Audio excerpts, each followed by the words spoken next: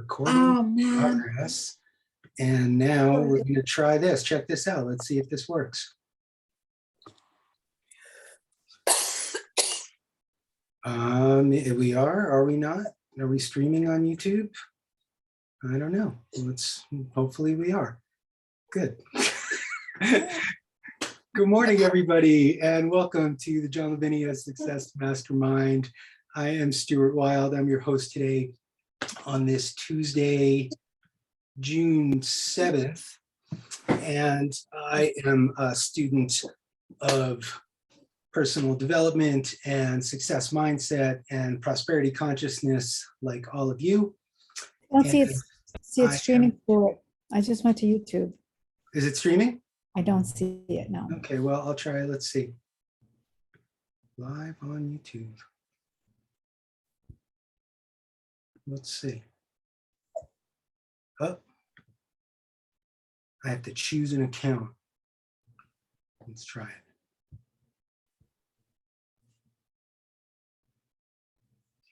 And not. I'll try it again. Here, let's see. Oh, something's coming. Is it? No, that's last night. That's last night. Nope. All right, give me a second here. Let's try this.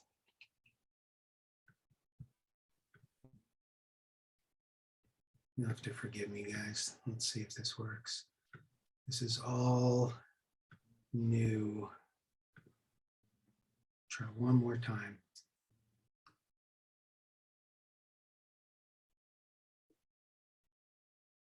One moment, please.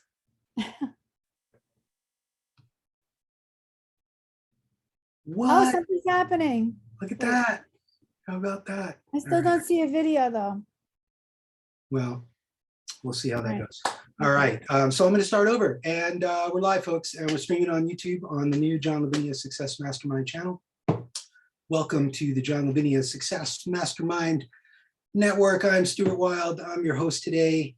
And I am a student of success mindset, prosperity, consciousness, and personal development, like all you guys. And I'm grateful to be here to share some fun topics and have some interesting discussions about where science meets spirit and ancient cultures and mysticism and philosophy and quantum mechanics and all kinds of cool stuff. And I'm glad my buddy Adrian has joined us as well.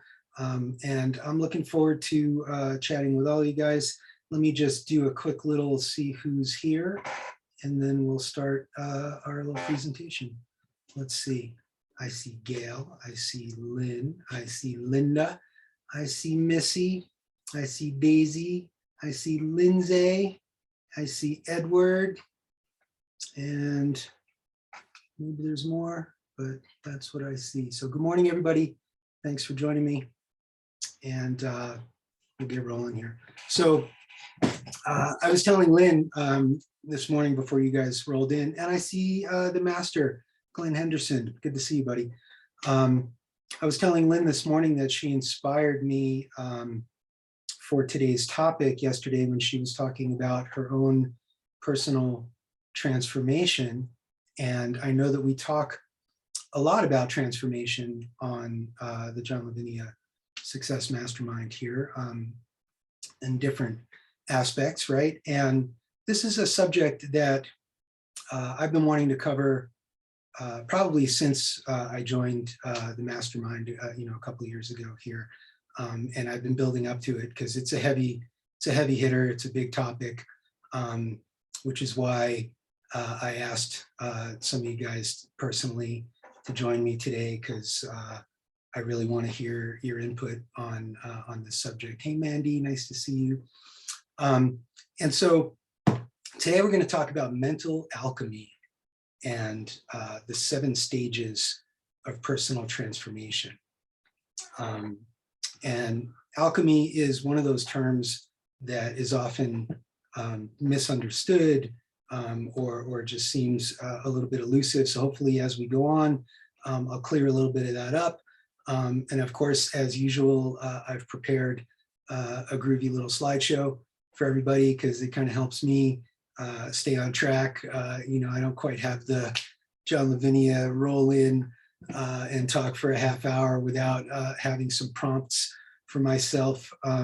Hopefully I don't just read from a script, right? But I like to show some imagery and kind of roll from there. So with your permission or without, I will share my screen. And then I will roll on through. Let's see. Okay. You guys can see that? Give me a thumbers if you can see. I did some colors today, not my usual white background. So I went to town, you guys. All for you. All right. Let me move my little controls. Beautiful. All right. Lynn's got her hand up. Oh, no. What? Somebody's got a hand up already? What's up, Lynn? Yeah. Hey, Stuart, go for it.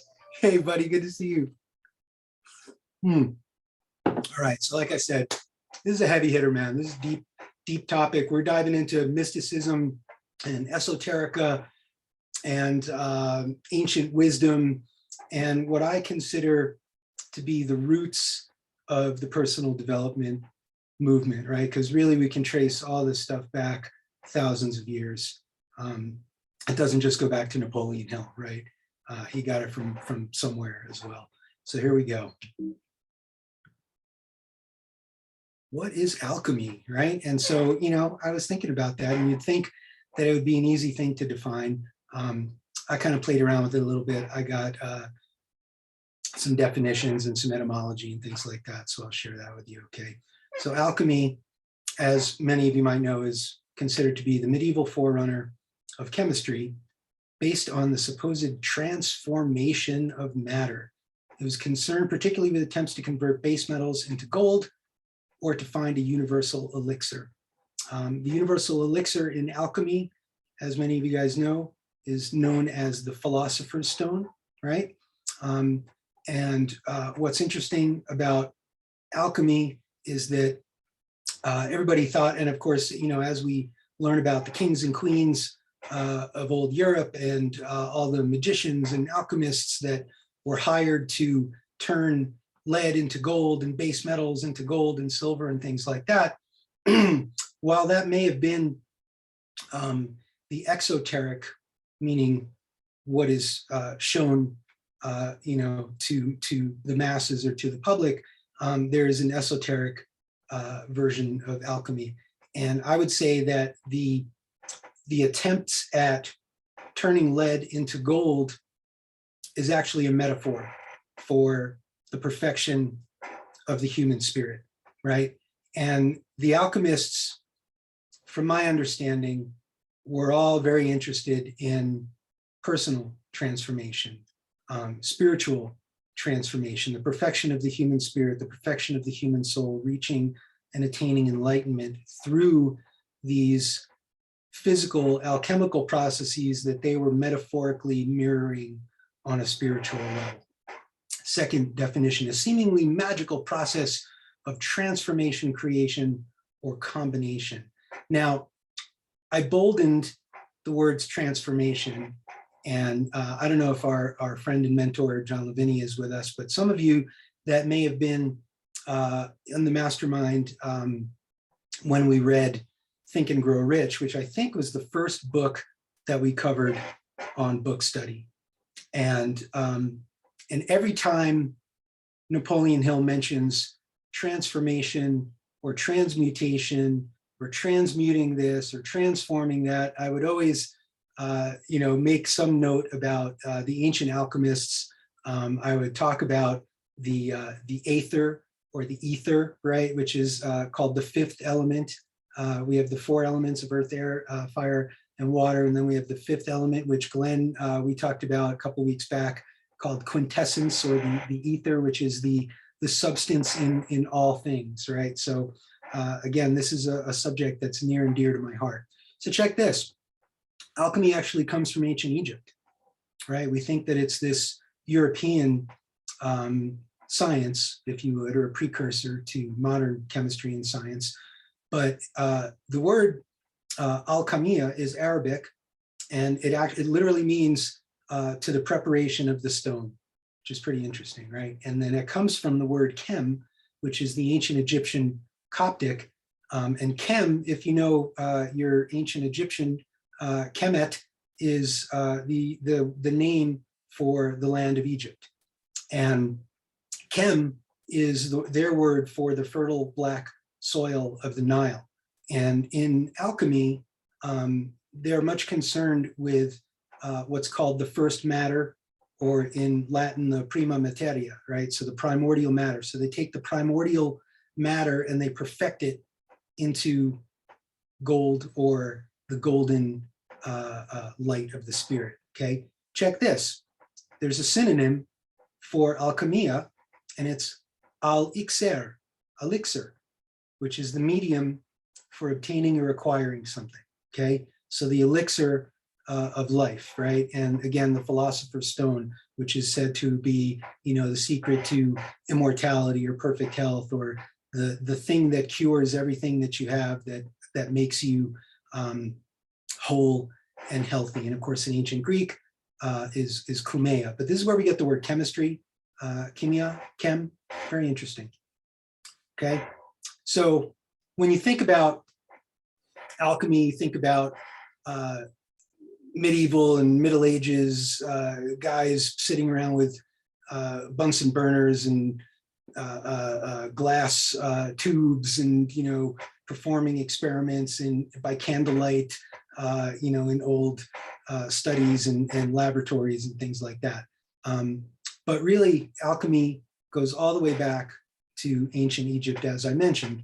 And so the Egyptian god Thoth, or Tot, or Thot, depending on how you pronounce it. We don't really know how the ancient Egyptians pronounce things, but I'm going to say Tot was the first alchemist. He is the god of writing, so you can see that he is scribing, right? He's attributed with the creation of writing. He's also said to be a pre-Egyptian Atlantean deity that brought ancient wisdom from the lost continent of Atlantis and started the Egyptian civilization. So all very interesting stuff. He's the god of writing, the god of wisdom, the god of magic, the god of the moon. And you can see that he is represented as an ibis, right? And the reason why he's represented as an ibis is because the beak of the ibis looks like a crescent moon. And they revered the ibis as a symbol of wisdom, okay? And then we go from Tot to Hermes, right? And so alchemy, ancient alchemy, essentially migrated from ancient Egypt to ancient Greece to Rome to medieval Europe, right? And so we all know Hermes and as the messenger of the gods, but he was also called Tot Hermes or Thoth Hermes, right? And so he was this combination or this Greek version of Tot. Now, I'm going to go on a little tangent here. You see the caduceus there, right? The staff with the two snakes and the wings that we now know as the symbol for modern medicine, right? So watch me pop on a tangent here. So this is the rod of Asclepius, okay? And he is actually the ancient Greek god of healing. And up until very recently, like the mid-19th century, or the mid-20th century, like the 1940s or 50s, the symbol for medicine was actually the rod of Asclepius, and it was the single snake. And you can look it up, it's pretty fascinating. The single snake on the rod versus the rod, the staff of Mercury.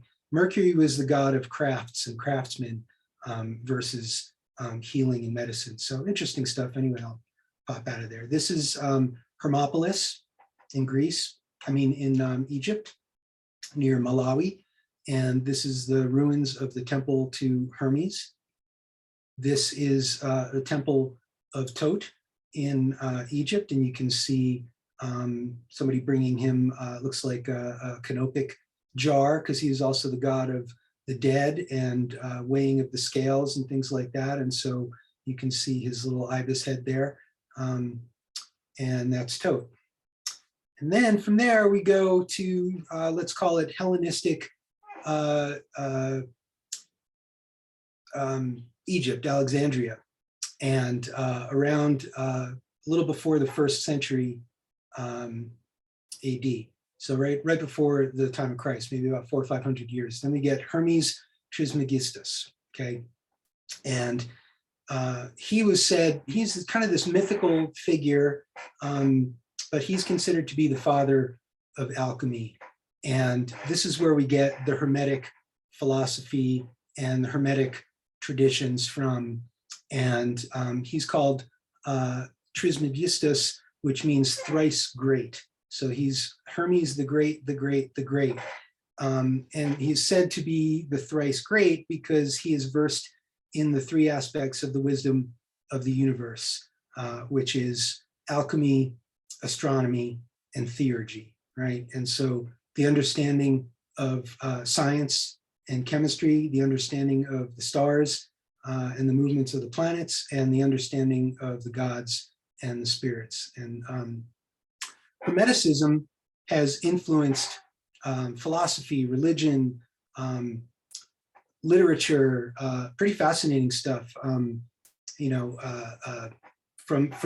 everything that I can gather, most of modern religions have been influenced by Hermes Trismegistus, and much of what we would call prosperity consciousness, the law of attraction, all this kind of stuff seems to have its root in this guy right here.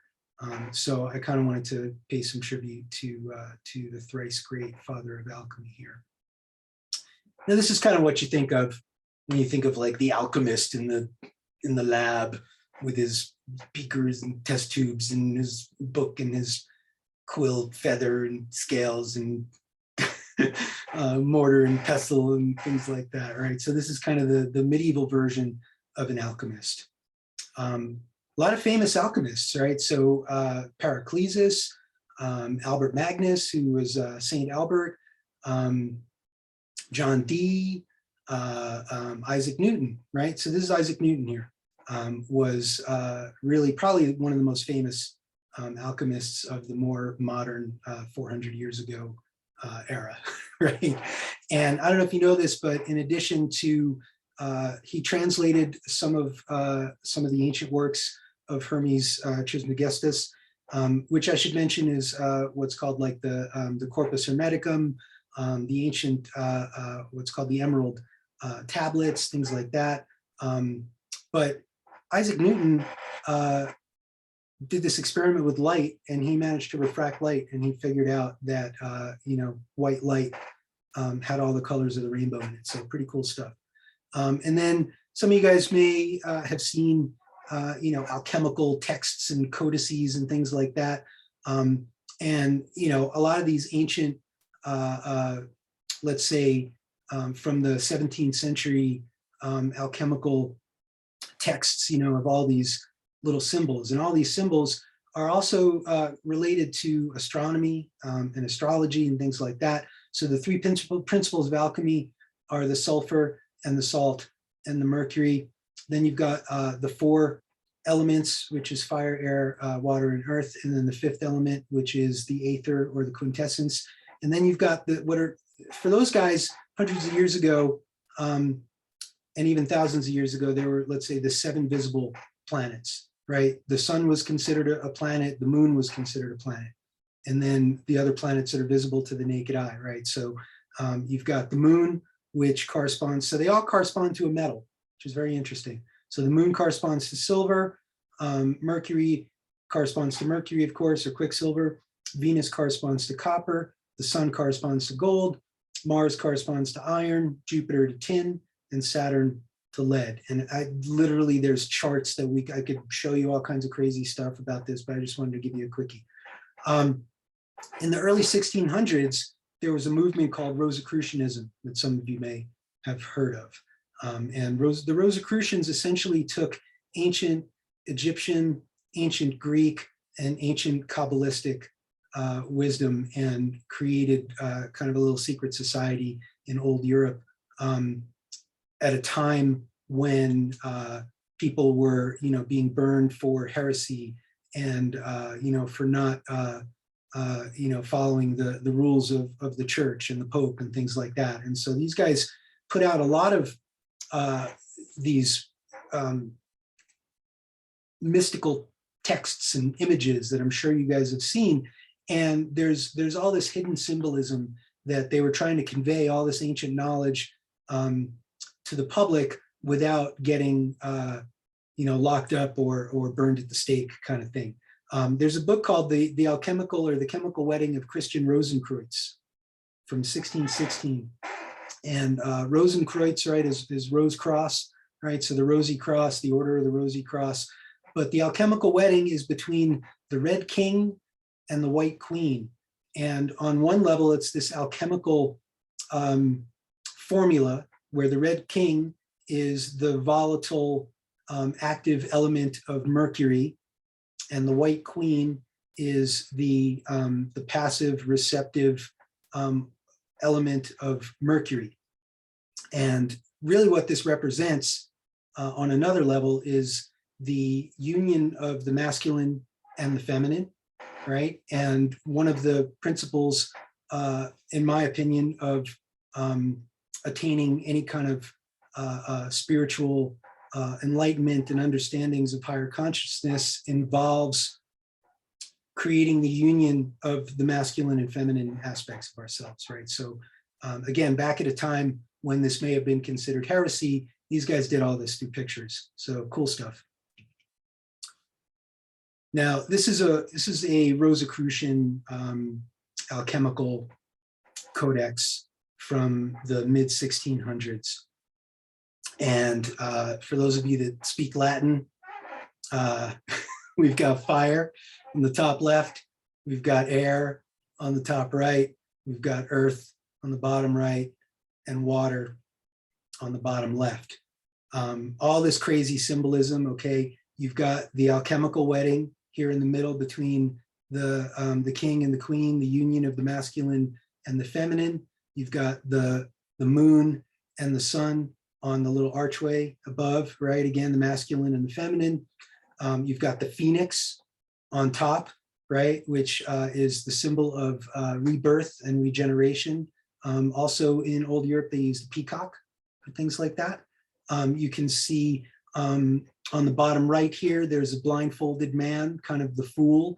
He's the uninitiated, the one that doesn't understand the way of perfection of the self. You can see there are 7 stages with 8 steps going up to the union of the masculine and the feminine here. So the blindfolded guy doesn't understand, and he's ignorant, right?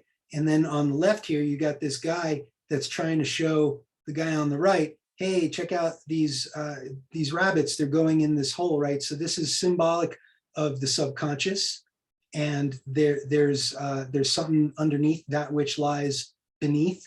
It's also a little bit of a medieval play on words, because the Latin for rabbit is lepus, which is a little bit of a play on lapis, which is like a beautiful blue gemstone that the alchemists would use, right? And then you've got the wheel of the zodiac, right? And zodiac, as you know, or maybe not, actually means animal circle, right? Or animal wheel, right? And so you've got Taurus and Libra and Cancer and Scorpio and what's that one? And then you got Leo, and you got your working your way around, right? I can't see them all, hold on. And then cool, you got a crawfish. I don't know what the crawfish is. This is ancient, right? So, and then you've got Capricorn here and Gemini, and then the goat. Trying to remember what all these are. Anyway, there you go. And then on the sides, this is called this painting is called the Mountain of the Adepts. And on the left side, you've got these kings and queens, and on the right side of the mountain, you got these kings and queens. But really, what they are are the planets and their associated metals. So starting from the bottom left here, you have Venus, who's holding a flaming heart and copper. Then you've got Mars with a shield and sword. Then you have the sun, who's holding a scepter and the king's crown, okay? And then on the bottom right, you've got Saturn or Kronos, right? Can you see that he's got the sickle? And you know how we know this is Kronos or Saturn? You see the baby? Isn't that crazy, right? So Kronos, of course, the story of Kronos and Saturn is that he ate his young, right? He practiced infanticide because there was a prophecy that his children would grow up to do him in, right? Then we've got Jupiter and tin over here, and then we've got the moon and silver, and then Mercury up on top with the wings and the little caduceus up there. So the 7 stages of alchemy as a chemical process, and this is Latin, so calcination, sublimation, solution, putrefaction, distillation, coagulation, and tincture. Okay, so we're going to talk about that in a minute, but those are the stages of chemical alchemy. Okay. But now I really want to talk about mental alchemy. Okay, so let's talk about mental alchemy for a minute. So mental alchemy is a process of self-development and self-transformation involving the replacement of beliefs that are hindering your development with positive ones. Okay. Another definition, the process of transmuting one's mental complex from undesirable patterns and habits to desirable patterns and habits. The process of transmuting your thoughts to improve your life and expand your mind, right? And so this is really what I think the gist of alchemy is about, right? And this, so we call this mental alchemy. And then we can also call it spiritual alchemy, okay? The process of transforming a less evolved soul, personality into a more refined one.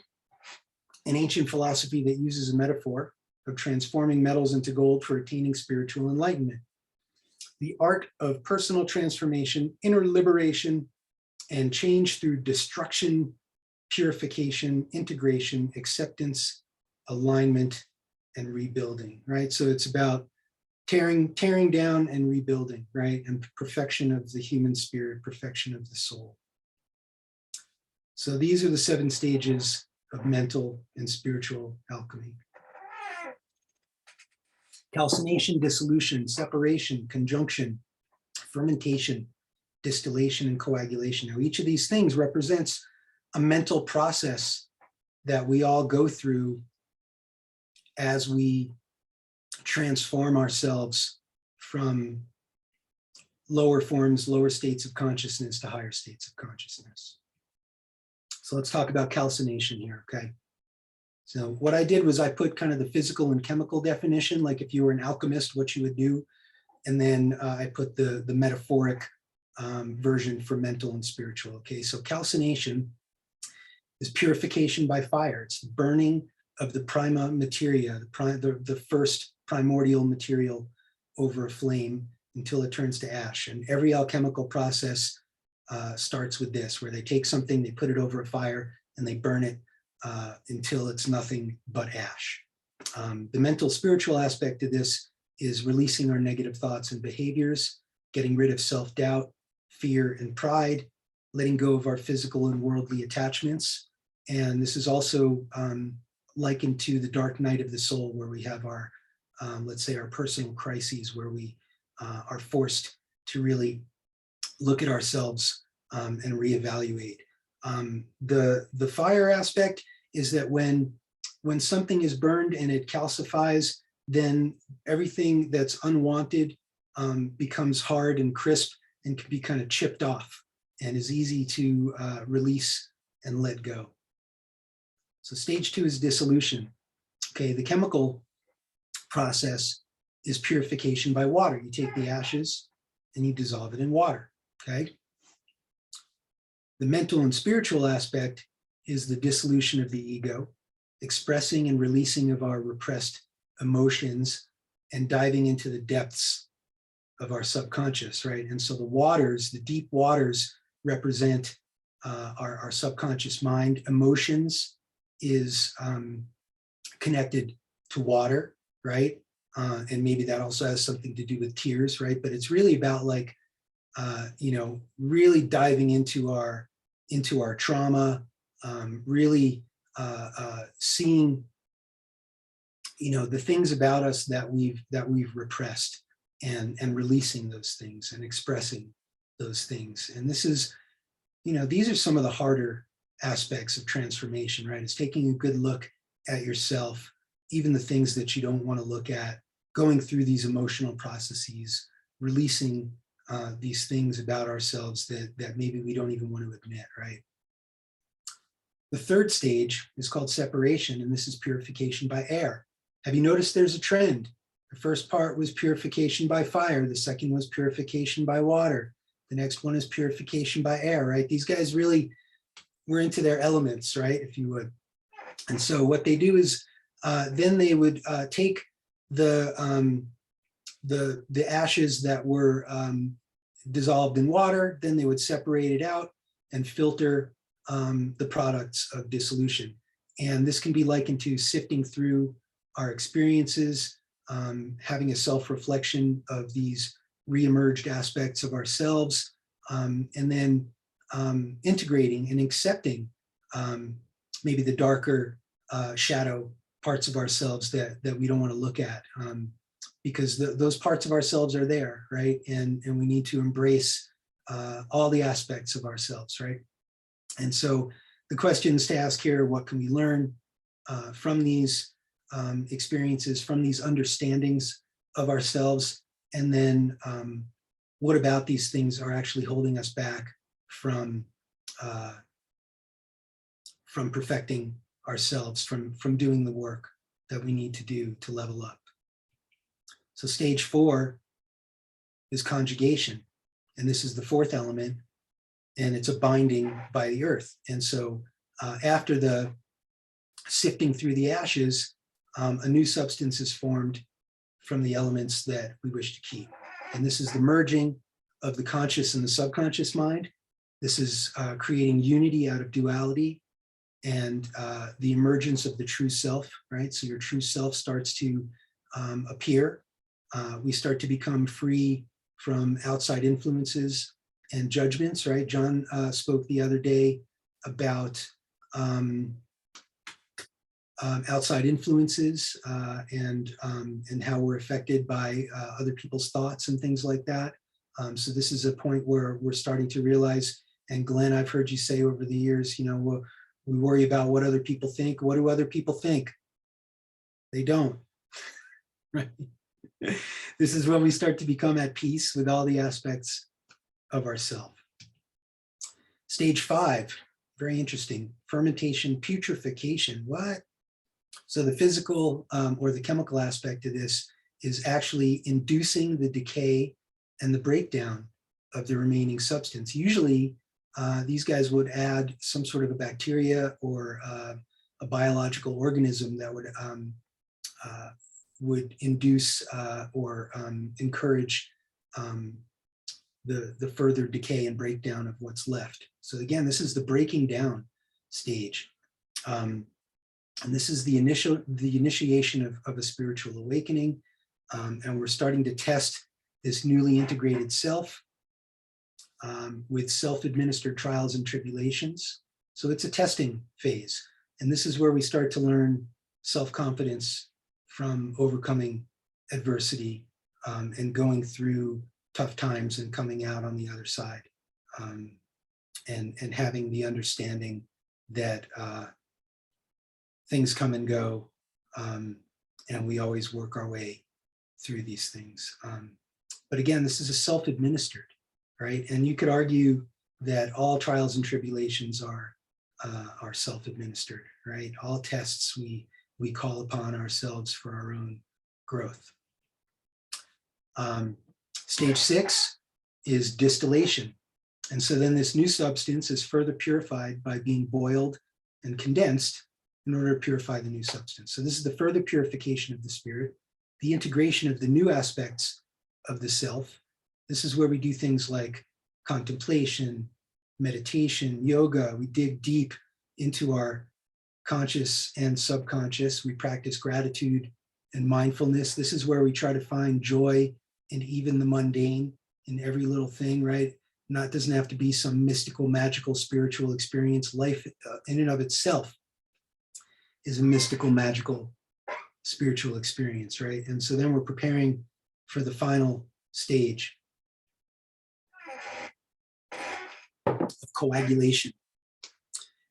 And so the new substance is then crystallized, right? So this is, you take something, you put it, you boil it in water, right? And what happens is the salts tend to crystallize, the water evaporates off, and a new substance is crystallized.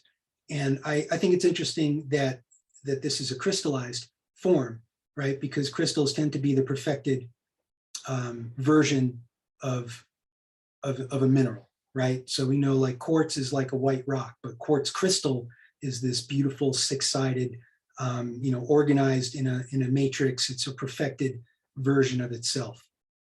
And so the mental spiritual aspects are that our base aspects have been transmuted.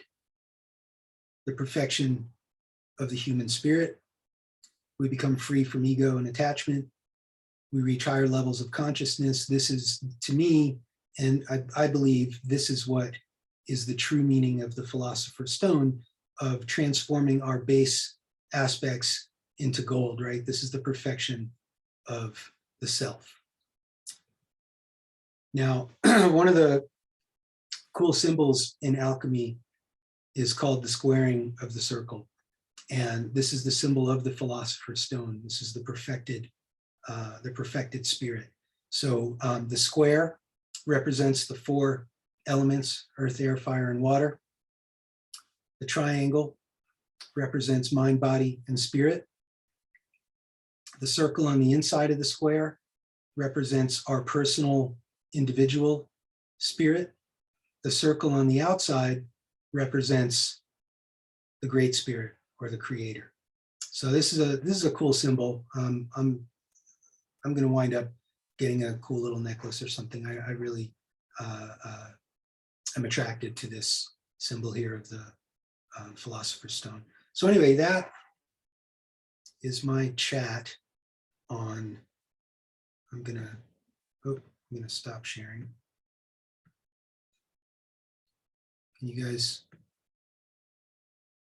Are you with me? Yes, Stuart, can you just say what the square and the triangle and the circle, just one more time, what they Sure. represent? So the square represents the four elements, right? Because it's got four corners. The circle on the inside is the human spirit. The triangle outside the circle is mind, body, represents mind, body, and spirit.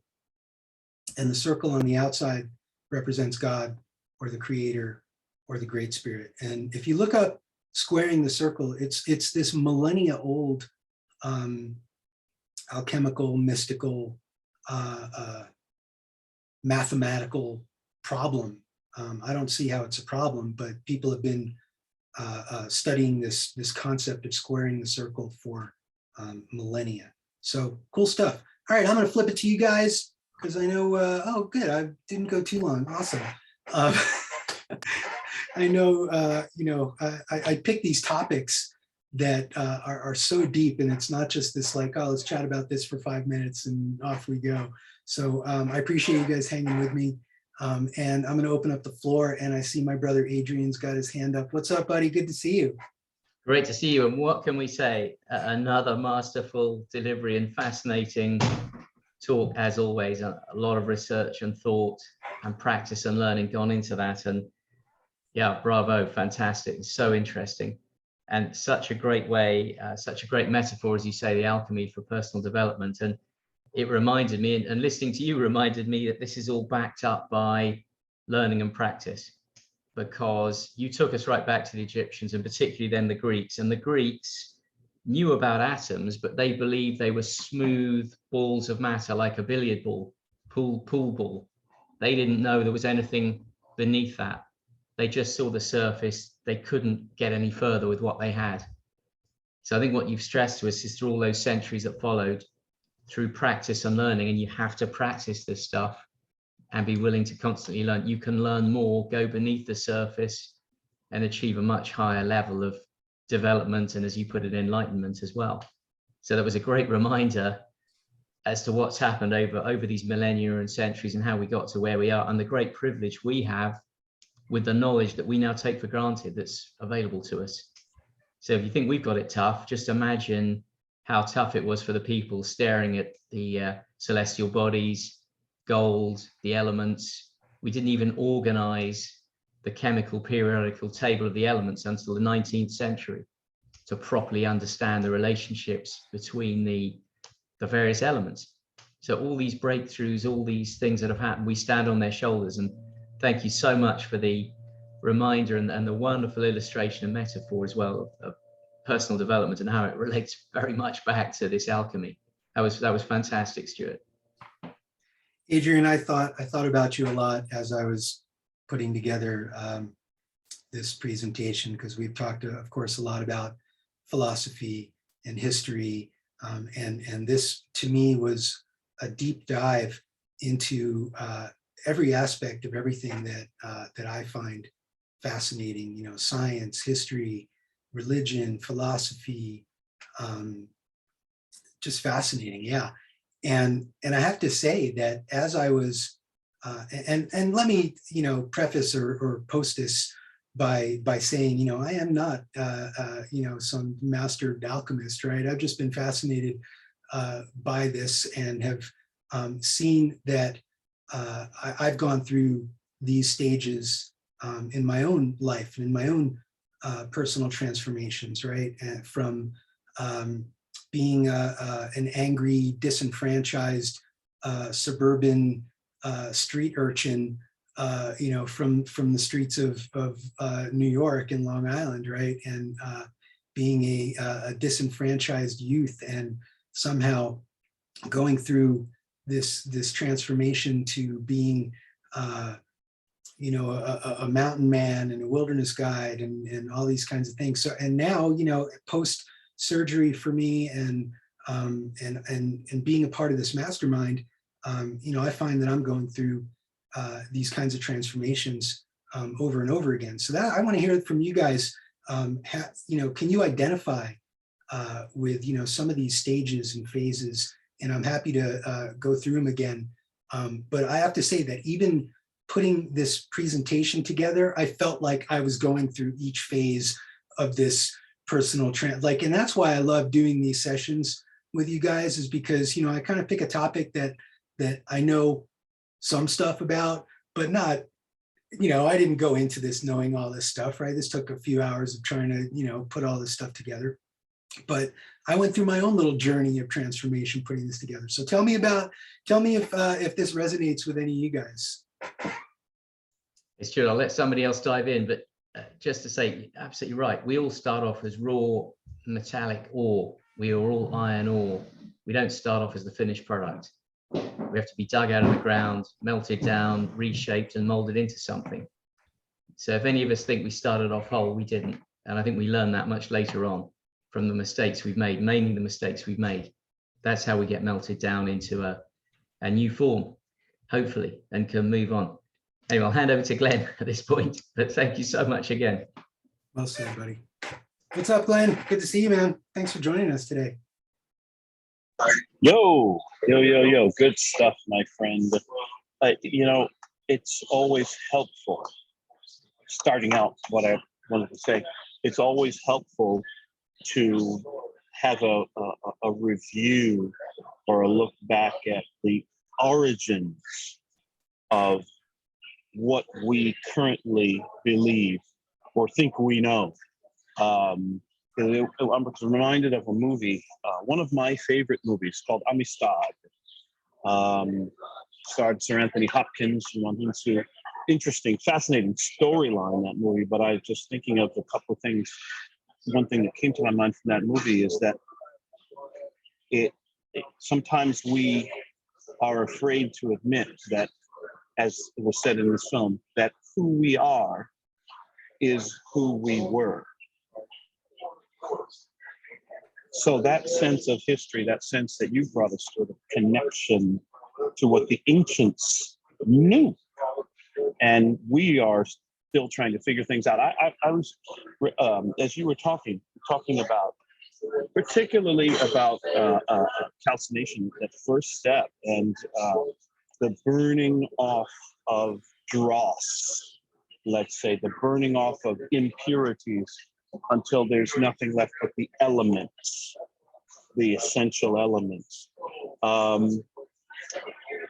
This whole process of transformation, it reminded me of a saying from the old book, St. Paul's letter to the Christian church in Rome. He says, "Be not conformed to this world, but be transformed by the renewing of your mind." And so taking those two thoughts and putting them together, I'm also put in mind of a conversation I'm currently having with a good friend of mine who is going through some stuff personally. And it's what he's going through, I know, because I've been there, I know that what he's going through will transform him in a good way and help him to become the person he really is meant to be and help him to discover his destiny. I also know that what he's going through ain't fun. It hurts. I mean, I can see it. I can see every time I have a conversation with the guy, without betraying any of his confidences. Every time I talk to him, I can tell he's hurting. And he's angry and he's resentful. The guy's broken right now. And I know that the only way to get from where he is to where I know he wants to be is to go through Winston Churchill. When you find yourself going through hell, keep going. So I think it's good for us also to recognize that this process of purification, it sounds wonderfully cleansing and purifying, and we end up with this evolved, this higher sense, this higher version of ourselves. But keep in mind that the process of getting there is going to hurt. So, having been there myself, I will say, you know what? That's okay. Let it hurt. Because that's the only way to burn off the dross, to remove and release from our lives those things and habits and relationships, in some cases, that no longer serve us, so that we may, right? We must let go of the life we have in order to grasp the life that is waiting for us. So all of these things, it's a painful process. I can tell you it's worth it. Thank you, Stuart. Thank you, man. And thank you for pointing out that, it's not just all happy, fun process, that growth often hurts, right? And the most powerful growth, I don't know why my screen isn't showing here, but anyway, the most powerful growth that I've ever experienced as a human being has come out of pain and painful experiences, right? And even this concept of self-afflicted on whatever levels, and we might not want to look at how we've how we're responsible for those things in whatever ways, and the decisions and the choices that we've made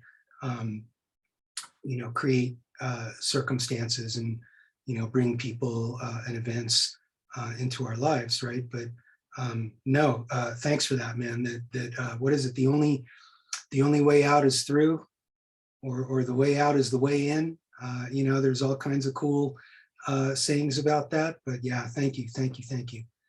Hey, Lynn, how are you doing today? Good. That was very interesting, and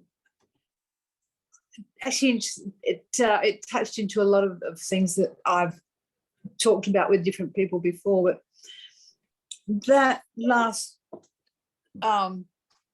7 stage thing, I really felt I've been through hell and back the last few years, and I'm starting to feel that kind of like maybe that binding by earth thing, that I'm definitely not down the end, and I think it's going to take a very special person and a very special individual to actually eventually, sorry about that, get free of your ego. I don't see that that's a thing you can, it's almost, if you kind of say, well, I'm free of my ego, that's bang, straight away negates the fact that you actually can't, you know.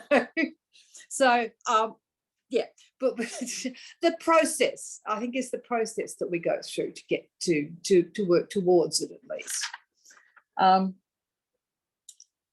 That image that you showed with the kings and queens around the side and the fall at the bottom, blindfold, that is very much how the Freemasons begin their initiation, which I don't even mind. I mean, my husband was a Freemason, so I know all of this stuff. But it looks, and the Rosicrucians have there's a line from them through to the Freemasons, which is just there was absolutely nothing to do with what I was talking about earlier, but it was just, I wanted to throw that in. And I've got a picture for you. Hold on. You're talking about Satan devouring his son. I think I can outdo. Can you see this, guys? Oh no, sorry, you can't really. I see it a little bit. I can see that. That's scary. Yes. It's Goya. That's Kronos or Saturn, right? That's correct. Yes, it's by Goya, and he really everybody else just did a slightly more polite version, but his is terrifying. Worth considering. But anyway, no, I just wanted to say, well, I think I really did feel, I didn't think about what you were saying, I kind of felt what you were saying. Yeah, and I kind of identified with being at about the sort of the thing that's emerging out of the ash and the mud. So on that note, I shall hand over to somebody else. You know, what's interesting is, and I don't know why when I'm talking, I'm not showing, but whatever it is, we seem to be identifying with these earlier stages, right? Yeah. And I think that says a lot about humanity in general, and even those of us that would like to believe that we are, evolved, things like that, right? We're all talking about being in the mud and these first few phases, right? And because this is the human struggle, right? Yeah. And I appreciate you saying you feel like you're at this fourth phase, right? Where you're binding by earth, where you feel like you've been through the fires of hell. You've been through, your trials and tribulations, and now you're reconstituting yourself and you're reforming yourself and you're binding by earth, right? So cheers to you. And that's a great place to be, as opposed to maybe some of the earlier ones, because we talk about, the challenges, right? It's breaking down, it's destruction and then recreation, right? Thank you. Well, I went through a phase of basically losing everything, job, house, husband. So that counts as the first. Well, thank you. Hey, Missy, what do you have to say? What's going on? Stuart, this touched me in so many ways. First of all, this should be a course that you should charge money for, and because it connected so many dots for me, as we all are here striving to keep climbing up the ladder. But see, we've all been through this so many times, and then because you said you can't go around yourself. You cannot. You have to go through, and you have to face it. And when we choose to do it, is then possibly when we can stop going through all these stages over and over and over again, because there's something that we're leaving out because it's too hard to face. And what Lynn just said, maybe thinking something that went out of my mind. It was just brilliant. And I finally reached a point like, you know what? I'm tired of going through that stage again.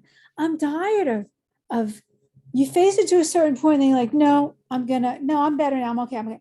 You let it go and it's never behind you. It's always clombing on your tail. And I just thought it was brilliant beyond belief. I had so many things to say and it went out the memory hole.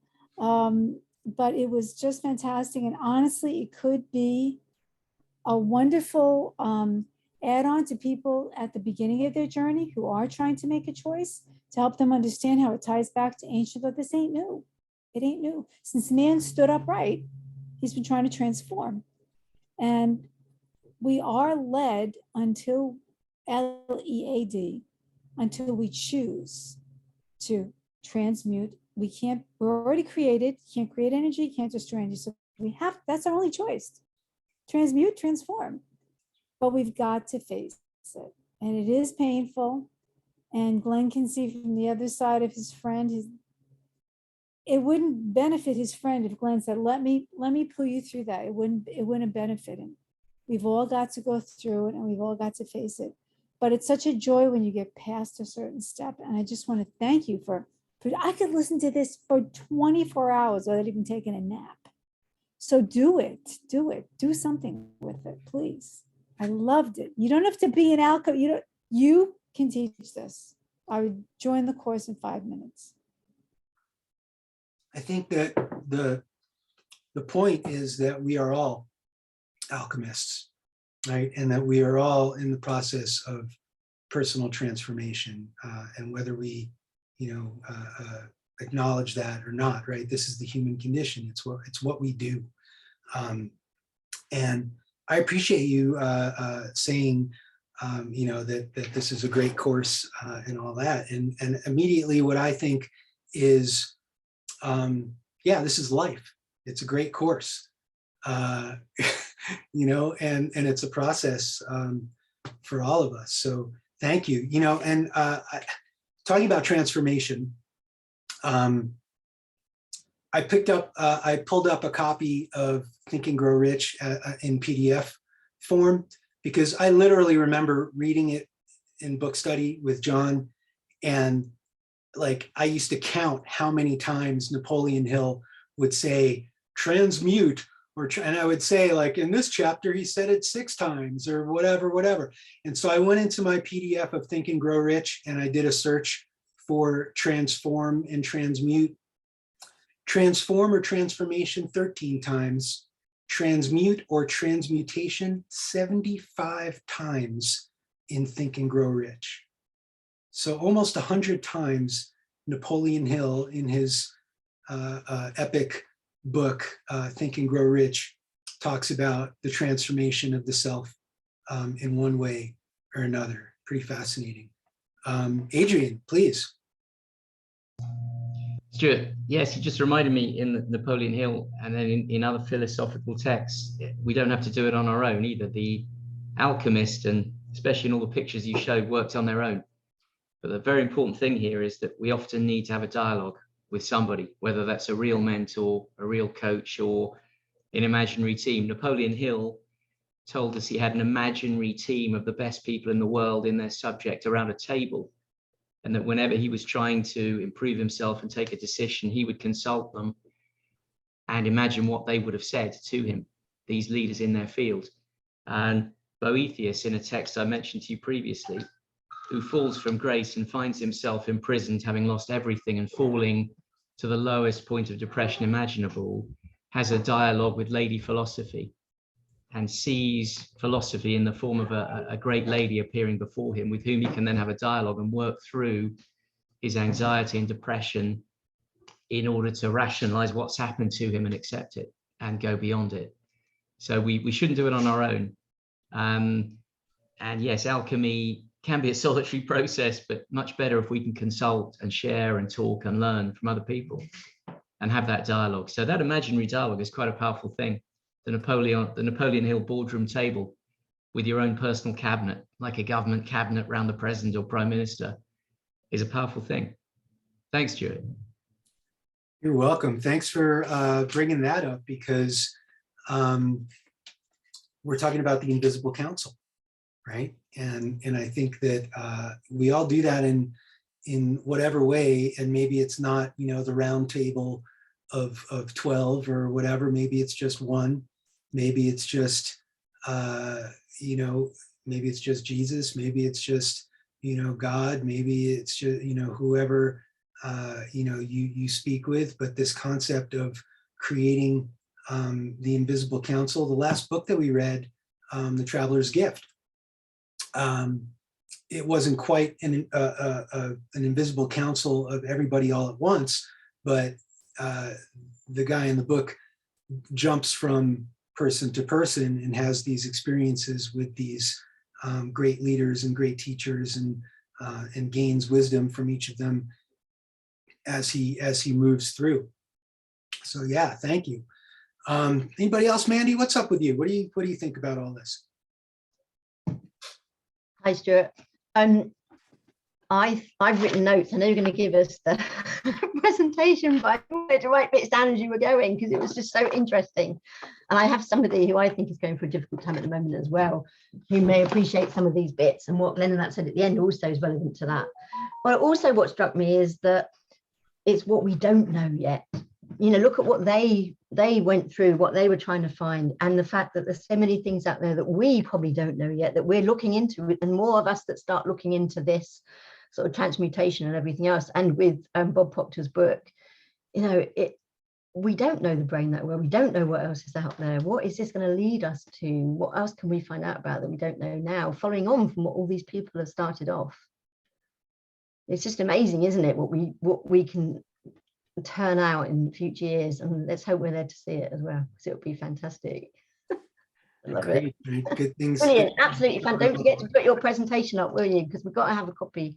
I will. I'll post the slides on the member section of the Facebook page. Thank you. Fab. Thanks, Mandy. It's top of the hour-ish, and anybody else got anything they want to say? Lindsay, Linda, what are you guys up to? I'm calling you out. Nice. Well, good. Hey, Stuart. It was great. It was great. Definitely feel schooled today. I never thought of it. And you know, the ancients, I mean, I watch a lot of well, I should say my boyfriend does, watches a lot of those mystical things, and it just brought me back to all of that. And it's just how it's been around forever, and it's mind-blowing what it is. Yeah. And there was a few Neville Goddard things in there that reminded me, you know, like the moth to the flame. You know, you have to, in order to become the person that you want to be, you have to kill the person that you are, more or less. Not kill off, but you know what I mean. Well, absolutely. Yeah, you have to, that person has to die. Yes. Symbolic, yes, absolutely. Yes. Yeah. All the ancients, I mean, the illusion mysteries, everything is like, they do stuff where they like bury themselves in coffins, right? And they go through this sort of fake death and then reemerge, reborn. All the Native American cultures here in the Southwest, they go into the kiva, which is you know, symbolic of the womb of the mother back, you know, back in the womb of the earth, right? The sweat lodge is a similar kind of thing where, you know, you go through a little death, you have a painful, traumatic experience, and then you reemerge purified and renewed and reborn. So totally. And yeah, you know, every time I read, you know, whether it's Neville Goddard or Napoleon Hill or James Allen or any of these things, and you know, you've been on enough book studies with me where I'm always sort of calling back to the ancients. I'm always looking for like the source of this information, right? Of what we now call prosperity consciousness, right? And I think this is the thread. You know, this you know, Hermeticism, ancient mysticism, the mystery schools of ancient Egypt, and the mysteries of ancient Greece. Was it Lynn that talked about the Rosicrucians and and the Templars, and there's that thread, you know, and we can talk about the Masons and the Freemasons, and I know I can get Missy going about some of that. But this interesting thread that you can trace all the way back from, you know, Napoleon Hill, Neville Goddard, James Allen, literally all the way back to ancient Egypt. So it's fascinating. Yeah, that's the mind blowing thing. It's just it's all connected. We're all connected. True that. True that. Well, thank You you. know, we're all one mind, really. Just different legs of it. Well, and I think that's part of the, you know, when we get to stage 7, you know, then we reach that pinnacle. Lindsay, I'm going to give you last word. I was just going to say that was incredible. I'm blown away. But I learned a lot. So thank you. Yeah. Speechless. What can I say? Oh my God. Well, good. I hope you know, my hope is that we all went through a little bit of a transformation as we went through today's presentation. So thanks again, you guys, for joining me today. I don't think we have anything else going on this evening. Adrian, do you know about any housekeeping? Do you know about any, are you doing life and business tools tonight? No, not today. I'm just having a look for you here. I can't see live sessions on the calendar.